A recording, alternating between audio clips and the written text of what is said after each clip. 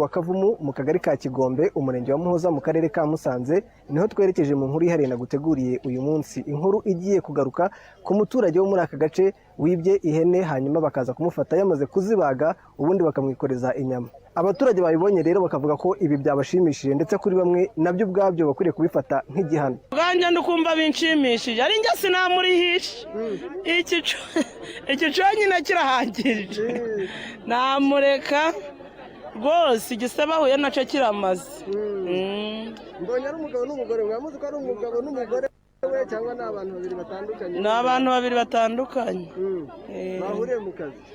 Uriya muhungu we yaraje buriya yarasanzwe babiziranyeho hari yaraje kugura izo nyama kora resitora. Ubwo rero buriya babafatiye mu cyuho bose. Hari abantu bashobora kuvuga ati biriya bintu ni ugusebya ikiremwamuntu. Ntabwo ari ugusebya kandi bafatiwe mu cyuho.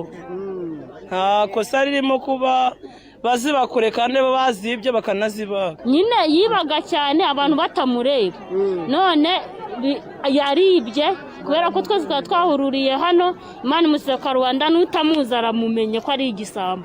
Buriya yiyoberanyaga cyane agira ngo ni ibisanzwe. None twese turamumenye buriya nazajya aca hose bazajya bamenya ko ari igisambo bamuhunge. Musanzwe mumuzi se? Ntabwo tumuzi.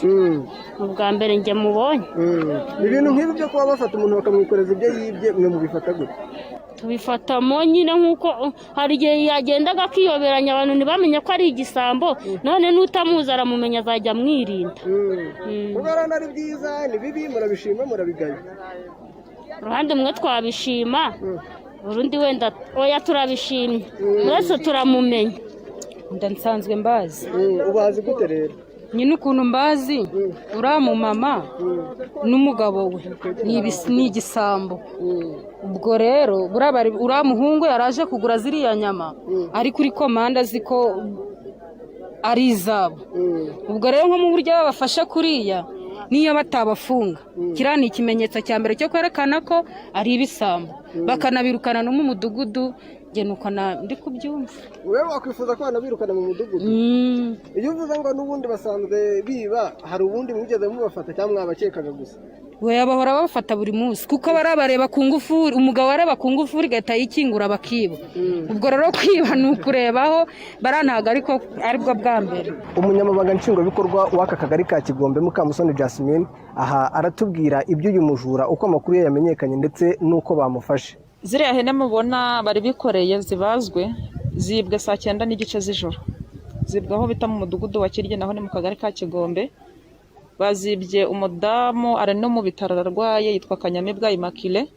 Mu nzu we hari umuhungu we n'umushyitsi. Baryamye rero ntibamenye igihene zibiwe. Bakimara kumpa amakuru umukuru w'umudugudu najye nahise mbimenyesha umurenge n'izindi nzego dukorana z'umutekano. No muri Joke twabivuzeho. Ariko kwa guhanahana amakuru biba mu baturage bagize umuco wo kumenya ko gutangira amakuru kugiye kandi vuba ari ngombwa.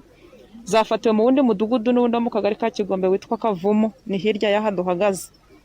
Bamenye ko hari umuturage mugenzi wabo uri kubaga kandi ntagasanzwe ari umubazi no kubagera mu rugo ntibyemewe. Bahise rero bampamagara bambwira ko babonye umuntu uri kubaga ihene kandi si umutunzi si umworozi si n'umubazi. Ubwo nihutiye kubwira abashinzwe umutekano bajyayo dukorana mu kagari n'umudugudu n'ubuyobozi bw'umudugudu wa Kirye baza gusanga za hene nizo zaraye zibwe kuri ayo masaha.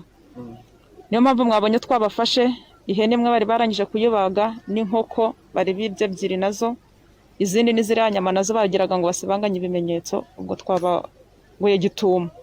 Gusa icyo nasaba abaturage no gukomeza bagatangira amakuru ku gihe kandi vuba nk'uko babigize umuco n'indahiro. Murabona ko ibintu nibwo byari bikiba ariko n'abajura bahita bafatwa. Uyu rero niwo musozo w'inkuru ihariye naguteguriye uyu munsi. Nkurarikira gukomeza kunogerwa na gahunda TV1 yaguteguriye.